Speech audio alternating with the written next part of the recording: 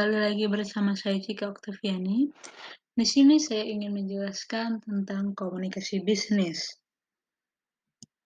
Sebelumnya, apa itu komunikasi? Komunikasi adalah proses pertukaran informasi antar individu melalui sistem yang biasa, baik dengan simbol-simbol, sinyal-sinyal, maupun perilaku ataupun tindakan.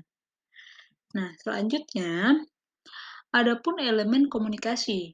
Elemen pada komunikasi itu yang pertama, pengirim pesan atau komunikator yang biasa disebut. Nah, selanjutnya yang kedua, itu ada proses encoding. Yang ketiga, pesan yang disampaikan kepada penerima pesan. Yang keempat, ada saluran komunikasi atau media yang digunakan pada saat berkomunikasi. Yang kelima, ada proses decoding. Yang keenam, ada penerima pesan atau komunikan. Dan yang ketujuh adalah umpan balik. Nah, di sini saya ingin jelaskan satu persatu. Yang pertama, pengirim pesan atau komunikan. Itu merupakan sumber komunikasi. Pengirim pesan dapat bersifat individu atau perusahaan maupun lembaga. Nah, pengirim pesan yang bersifat individu, misalnya manajer yang meminta keterangan kepada bawahannya. Sedangkan pengirim pesan yang bersifat perusahaan atau lembaga, contohnya seperti manajer pemasaran yang memperkenalkan produk baru ke masyarakat luas. Nah, manajer tersebut berperan sebagai wakil dari perusahaan. Adapun contoh lain, terutama dari public relation, itu merupakan negosiasi dengan serikat pekerja. Seperti itu. Nah, selanjutnya ada proses encoding, mohon maaf. Nah, pada proses encoding ini, pengirim pesan mengubah pesannya menjadi berbentuk atau lebih terorganisasi, lebih menekankan maupun gaya yang sesuai untuk disampaikan kepada si penerima pesan atau komunikan. Nah, jadi dalam tahap ini pengirim mengkodekan idenya menjadi pesan. Jadi yaitu mengubah ide ke dalam kalimat atau isyarat yang akan menyampaikan makna. Seperti itu. Nah, selanjutnya yang ketiga ada pesan. Pesan atau informasi ini dikatakan sebagai inti dari kegiatan berkomunikasi. Nah, karena pesan menyangkut hal yang dikomunikasikan, pesan merujuk pada seperangkat simbol maupun sinyal yang dapat berupa kata-kata, gambar, maupun gabungan dari keduanya, dari kata dan gambar. Nah, selanjutnya ada saluran komunikasi. Nah, saluran komunikasi ini merujuk pada sarana yang digunakan, sehingga pesan yang diterima oleh penerima pesan melalui saluran atau channel, misalnya berupa memo, laporan, telepon, pertemuan kelompok, atau situs website, komputer, maupun surat, dan sebagainya. Nah, selanjutnya yang kelima, ada proses decoding. Ini berlawanan dari encoding.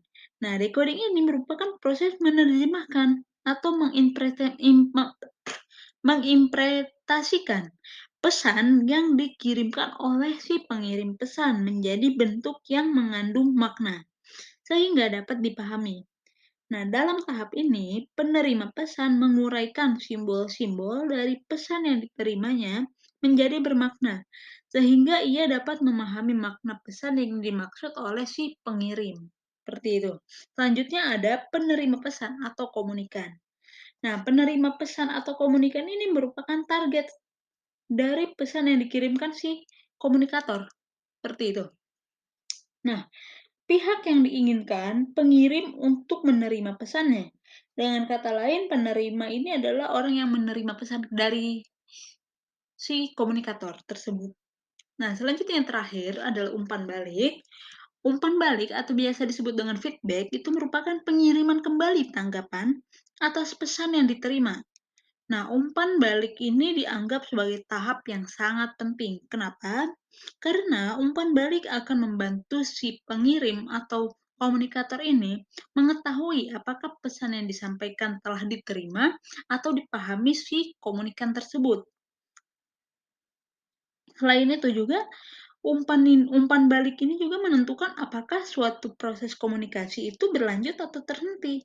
Karena umpan balik itu terdiri dari dua macam. Yang pertama, umpan balik positif, dan yang kedua adalah umpan balik negatif. Nah, umpan balik positif ini berupa tanggapan atau respon dari komunikan atau si penerima pesan yang menyenangkan komunikator, yang menyenangkan si pengirim pesan, sehingga komunikasi dapat berjalan lancar. Sedangkan umpan balik yang negatif itu, ya tanggapan maupun respon dari si penerima pesan atau komunikan ini tidak menyenangkan si pengirim pesan atau komunikator. Nah, umpan balik negatif ini membuat komunikator atau si pengirim pesan tidak bersedia melanjutkan komunikasi kembali. Seperti itu. Nah, selanjutnya saya ingin menjelaskan tentang bisnis. Tadi komunikasi dan saat ini bisnis. Bisnis itu merupakan suatu kegiatan usaha individu yang terorganisir untuk menghasilkan dan menjual barang serta jasa guna mendapatkan keuntungan dalam memenuhi kebutuhan masyarakat. Dapat disimpulkan, bisnis ini memiliki 4 aspek, yaitu yang pertama, suatu kegiatan usaha, yang kedua, menghasilkan barang atau jasa, yang ketiga, mendapatkan laba atau keuntungan, yang terakhir, memenuhi kebutuhan masyarakat luas. Seperti itu. Nah, selanjutnya, komunikasi bisnis. Nah, komunikasi bisnis ini merupakan proses penyampaian arti maupun simbol dari semua elemen yang memiliki hubungan dengan proses penyampaian maupun penerima dari pesan, entah itu secara bentuk lisan maupun nonverbal, yang tentunya dilakukan dalam organisasi yang memberikan bayaran kepada orang secara bersamaan untuk menghasilkan suatu barang atau jasa demi keuntungan atau laba. Nah, selanjutnya ada arti penting komunikasi bisnis. Nah, di sini komunikasi bisnis ini memiliki arti atau peran penting. Yang pertama, itu adalah berubahnya sikap dan kepatuhan karyawan terhadap perusahaan. Nah, yang kedua, terus membesarnya kegiatan bisnis. Dan dengan adanya kita melakukan komunikasi dalam bisnis, itu akan mengembangkan, akan memajukan bisnis kita. Seperti itu. Nah, selanjutnya yang ketiga, semakin kompleksnya kegiatan bisnis. Nah, yang keempat, terjadinya ledakan data informasi. Semakin kita banyak melakukan komunikasi, maka kita akan semakin banyak memahami atau banyak mendapatkan informasi-informasi demi meningkatkan suatu bisnis yang kita jalani, seperti itu. Nah, yang kelima, adanya semakin ketatnya kompetisi. Yang keenam, tuntutan masyarakat atas peningkatan taraf hidup. Dan yang ketujuh adalah regulasi pemerintah. Nah, selanjutnya ada prinsip komunikasi bisnis. Prinsip komunikasi bisnis yang pertama ada completeness. Nah, completeness ini merupakan prinsip yang menekankan pada upaya memberikan informasi bisnis yang selengkap mungkin. Informasi yang lengkap akan memberikan rasa tenang, kepercayaan, dan kepastian konsumen. Seperti itu. Nah, yang kedua itu ada conciseness. Itu merupakan komunikasi bisnis yang dilakukan harus disampaikan melalui tutur kata yang jelas, singkat, dan padat. Namun, agar mudah dipahami, agar mudah dimengerti oleh konsumen, seperti itu, ataupun dipahami oleh komunikan kita, seperti itu. Selanjutnya ada concreteness, merupakan pesan yang disampaikan dalam kegiatan komunikasi bisnis hendaknya disusun secara spesifik dan tidak bersifat abstrak.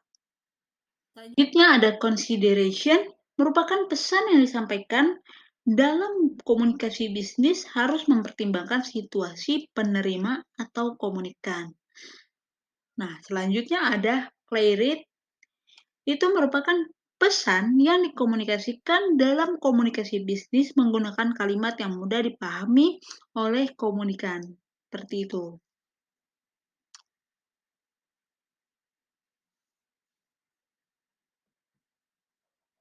Selanjutnya ada courtesy sebagai bentuk penghargaan terhadap komunikan. Komunikasi bisnis harus dilaksanakan dengan penuh sopan santun dan memperhatikan tata krama. Selanjutnya ada correctness, merupakan pesan yang disampaikan dalam komunikasi bisnis harus dibuat dengan cermat.